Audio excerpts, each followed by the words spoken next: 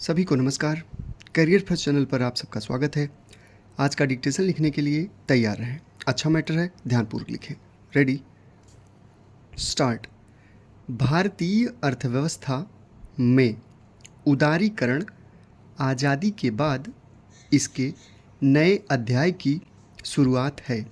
यह मिश्रित अर्थव्यवस्था के नियंत्रित चक्र की समाप्ति तथा पूंजीवादी अर्थव्यवस्था के निर्बाध चक्र का आरंभ है। सन 1991 के प्रारंभ से ही भारतीय अर्थव्यवस्था में एक ओर विदेशी ऋण में बेतहाशा वृद्धि, विदेशी मुद्रा भंडार में गिरावट, सरकारी खर्च में बढ़ोतरी, भारत से विदेशी पूंजी का पलायन, सार्वजनिक क्षेत्र में बढ़ता घाटा, औद्योगिक उत्पादन में गिरावट व कृषि उत्पादन में ठहराव दृष्टिगत हो रहा था। दूसरी ओर अंतर्राष्ट्रीय स्तर पर सोवियत रूस के विघटन के फलस्वरूप पूंजीवादी अर्थव्यवस्थाओं का ध्रुवीकरण, पूर्वी यूरोपीय देशों में पूंजीवाद के अनुकूल राजनीतिक उथल पुथल, खाड़ी युद्ध, विकसित देशों की अर्थव्यवस्थाओं का ठहराव आदि नज़र आ रहे थे। इस प्रकार पूंजीवादी देशों की अर्थव्यवस्थाओं के दबाव और भारतीय अर्थव्यवस्था के अपने संकट के परिप्रेक्ष्य में सन 1991 के उत्तरार्ध में भारतीय अर्थव्यवस्था के मिश्रित स्वरूप के स्थान पर उदारीकृत अर्थव्यवस्था को अनेक आशाओं, आशंकाओं, वादों और विरोधों के बावजूद अपनाया गया। उदारीकरण को अनेक उद्देश्यों व कारणों से भारत में लागू किया गया। इसके परिणामस्वरूप कुछ उद्देश्य पूरे हुए, कुछ क्षेत्रों में सफलता मिली, किंतु बाद में नकारात्मक प्रभाव भी नज़र आने लगे। सबसे बड़ा नकारात्मक प्रभाव स्वदेशी उद्योगों पर पड़ा। उदारीकरण की प्रक्रिया के तहत बहुराष्ट्रीय कंपनियों के सक्रिय होने एवं आयातों में छूट से स्वदेशी उद्योग संकट में फंस गए, जिससे वे बंद होने के कगार पर आ गए।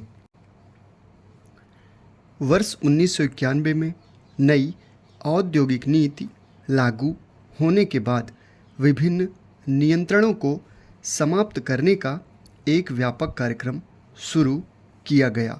सुरक्षा, सामरिक और पर्यावरण की दृष्टि से संवेदनशील उद्योगों की छोटी सी सूची में शामिल 6 उद्योगों को छोड़कर अन्य सभी वस्तुओं के लिए लाइसेंस की अनिवार्यता समाप्त कर दी गई है।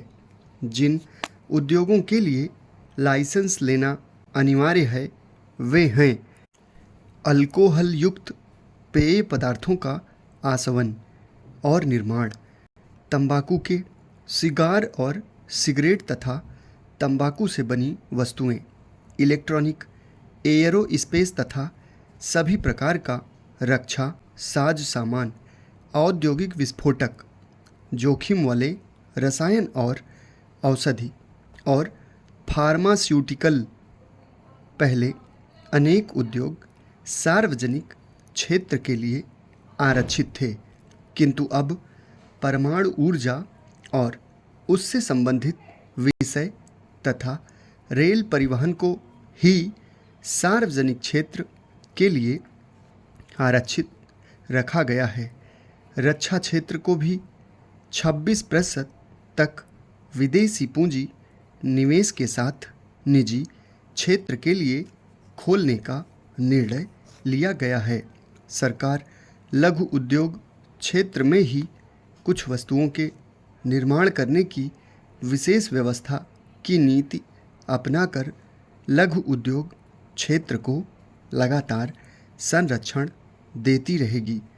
लघु उद्योग उद्यम को छोड़कर लघु उद्योग क्षेत्र के लिए विशेष रूप से आरक्षित वस्तुओं का निर्माण करने वाले सभी औद्योगिक उद्यमियों को औद्योगिक लाइसेंस प्राप्त करना आवश्यक होगा और अपने वार्षिक उत्पादन के 50% के निर्यात की जिम्मेदारी लेनी होगी। समाप्त। धन्यवाद।